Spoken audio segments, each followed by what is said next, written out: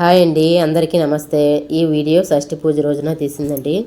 దానికి ముందు రోజునే పూజారి గారు ఎవరైతే పాల చెంబులు ఎత్తుతారో వాళ్ళు ముందుగానే వచ్చి పాల చెంబులన్నీ రెడీ చేసి పెట్టుకోండి, అర్చన అన్నీ రెడీ చేసి పెట్టుకోమని చెప్పారండి. సరేనని చెప్పి ముందుగానే వచ్చి పాల చెంబులకంతా పసుపు కుంకుమ పువ్వులు అన్నీ కట్టేసి పాలన్నీ పోసి రెడీ చేసి పెట్టుకున్నామండి. మేము వచ్చేసి గుళ్ళో వచ్చేసి ఒక 17 మంది లెక్కకి రెడీ అయిపోయినామండి పాల చెంబులు ఎత్తేదానికి. తర్వాత వచ్చేసి పూజారి గారు వచ్చేసి హారతి అంతా ఇచ్చారండి. గుడి చుట్టూ 3 చుట్లు తిరిగి రండి అని చెప్పి అందరికి చెప్పారు. ఇది వచ్చేసి షష్ఠి ఉపవాసం కదండి. షష్ఠి ఉపవాసం వచ్చేసి ఫస్ట్ రోజు నుంచి 6 రోజులు ఉపవాసం ఉండి గుడికి డైలీ గుడికి వచ్చి దీపాలు పెట్టి వెళ్ళే వాళ్ళు ఉన్నారండి. లేదంటే వీలు పడిన వాళ్ళు వచ్చేసి షష్ఠి పూజ రోజు మట్టుకే ఉపవాసం ఉండి సాయంత్రం దాకా సూర్య సంహారం అంతా అయిపోయిన తర్వాత పూజ చేసుకొని ప్రసాదం నివేదన చేసుకుంటున్నారండి. నాకైతే పెద్దగా తెలియదు షష్ఠి పూజ ఎలా ఉపవాసం ఉండాలని చెప్పేసి. వచ్చే సంవత్సరం నేను తెలుసుకునేసి అలాగే ఉందామని అనుకుంటున్నానండి. ఈ పూజ వచ్చేసి పూజారి గారు వచ్చేసి మాకు ముందు వెళ్తున్నారండి. అరోహర అరోహర నరుస్తూ వెళ్తున్నారు. మేము గుడి చుట్టూ 3 చుట్లు తిరుగుతున్నామండి. ఆ రోజు సరైన వర్షం అండి.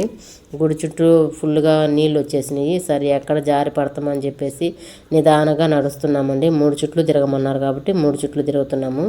ఇది నేను ఫస్ట్ టైం కాదు, సెకండ్ టైం ఎత్తడము. ఇంతకుముందు మా చిన్న పిల్లలు ఉన్నప్పుడు ఒకసారి గుడికి వెళ్తే వినాయక స్వామి గుడికి ఎక్కితే అక్కడ కానీ ఇది షష్ఠి పూజ అప్పుడు జరుగుతుంది. నాకు పెద్దగా అప్పుడు తెలీదు. అప్పుడు వచ్చేసి తెలియకుండానే పూజారి గారు పాల బిందెలు ఎత్తమంటేనే ఎత్తానండి.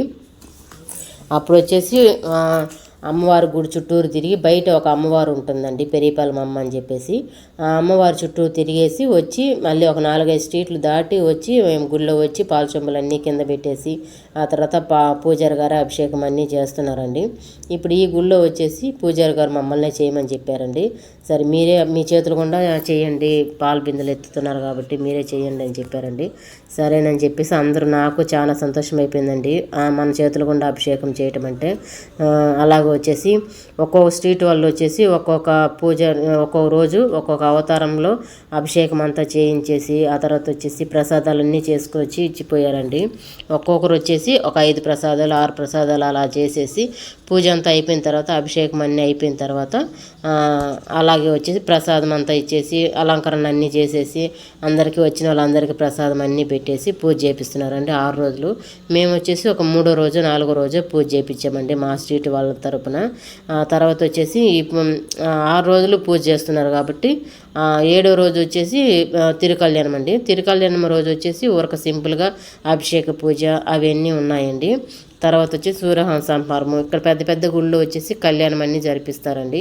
ఈ గుళ్ళో ఒక 2-3 సంవత్సరాలు చేయించారంట. ఇప్పుడు వచ్చేసి పెద్దగా ఎవరు అంతగా రావటం లేదు అని చెప్పేసి గుళ్ళో కళ్యాణం అన్నీ జరిపించలేదండి. ఓకేనండి, ఈ వీడియో కానీ నచ్చిందంటే ఒక లైక్ ఇచ్చుకోండి, మా ఛానల్ని సబ్స్క్రైబ్ చేయండి, మా ఛానల్ని సపోర్ట్ చేయండి. ఓకేనండి.